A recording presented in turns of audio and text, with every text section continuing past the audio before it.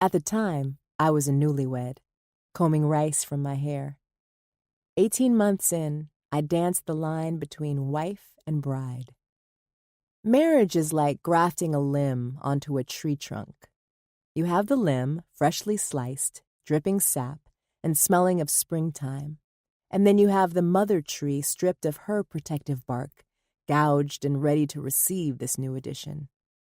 Some years ago, my father performed this surgery on a dogwood tree in the side yard. He tied a pink blooming limb stolen from the woods to my mother's white blooming tree secured from a nursery lot. It took yards of burlap and twine and 2 years for the plants to join. Even now, all these years later, there's something not quite natural about the tree, even in its amazing two-tone glory. In my marriage, I never determined which of us was rootstock and which the grafted branch. The baby we were trying for might have rendered this irrelevant. 3 takes you from being a couple to being a family, upping the consequences for walking away, upping the pleasure quotient for staying home. It wasn't as calculated as all that at the time. The chilly rationale of hindsight is what exposes the how and why of something that once seemed supernatural.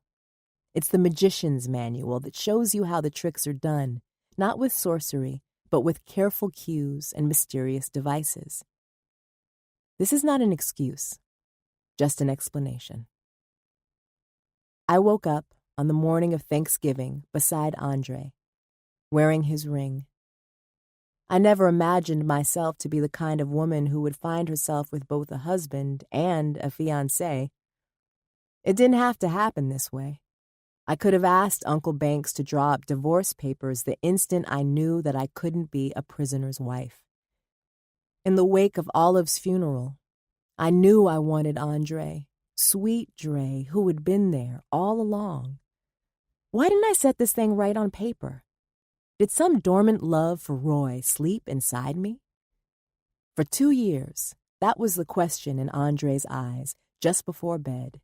It is the question just beneath the words in Roy's letter, like he wrote it down, erased it, and scribbled over it. There are many reasons. Guilt seeps in through the cracks in my logic.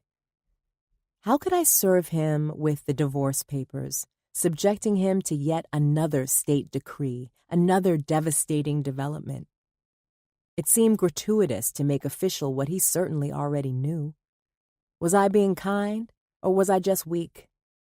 A year ago, I asked this of my mother, who offered me a glass of cold water and assured me that everything works for the good. I placed my hand on Andre's sleeping shoulder, cupping my fingers over his birthmark. He breathed deeply, trusting that the world would keep spinning until he had gotten his rest. Life was less daunting at 5 a.m. when only one of us was awake. Andre had grown into a handsome man, his long and lanky solidified into slim but strong. He was still leonine, with his sandy hair and reddish complexion, now like a lion full grown and not just an adorable cub. "You two are going to have some pretty babies," strangers said to us from time to time. We smiled. It was a compliment, but thinking of babies raised a knot in my throat that threatened my air. Jolted by a dream, Andre caught my hand with his, so I rested against him a while longer. Today was Thanksgiving. One of the hurdles of adulthood is when holidays become measuring sticks against which you always fall short. For children, Thanksgiving is about turkey, and Christmas is about presents. Grown up, you learn that all holidays are about family, and few can win there. How would my mother, the dreamy romantic, interpret this ring on my finger, deep red like an autumn leaf? According to the ruby, Andre is my fiancé. But Roy's diamond, so white that it's blue, insists that this is impossible. But who listens to the wisdom of jewelry? Only our bodies know the truth. Bones don't lie. What else hides in my jewelry box?